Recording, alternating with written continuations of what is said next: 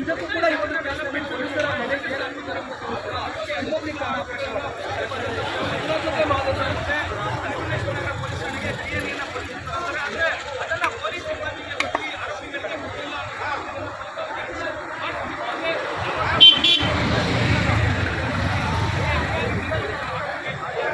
ರಾಜ್ಯದ ಎಲ್ಲೆಡೆ ವ್ಯಾಪಕವಾದಂತಹ ಆಕ್ರೋಶ ವ್ಯಕ್ತವಾಗ್ತಾ ಇದ್ರೆ ಆರೋಪಿತ ತಂಡದಲ್ಲಿ ಕೊಂದ ವ್ಯಕ್ತಿ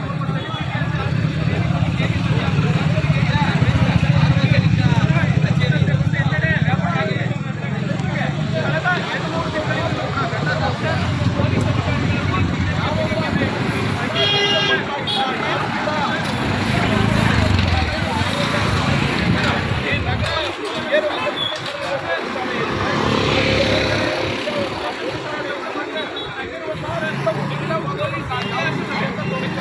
2-3 ತಿಂಗಳಿಂದ ಒಬ್ಬನ ವಿಚಾರಣೆ ಮಾಡುವಂತ ಸಂದರ್ಭದಲ್ಲಿ ಆ ಠಾಣೆಗೆ 144 ಸೆಕ್ಷನ್ ಅನ್ನು ಹಾಕ್ತಾರೆ. ಅಂದ್ರೆ ಠಾಣೆಯ ಸುತ್ತಮುತ್ತ ಯಾರು ಕೂಡ 5-6 ಜನ ನಿಂತ್ಕೊಳ್ಬಾರ್ದು, ಯಾರು ಪ್ರತಿಭಟನೆ ಮೆರವಣಿಗೆಯನ್ನು ಮಾಡಬಾರ್ದು.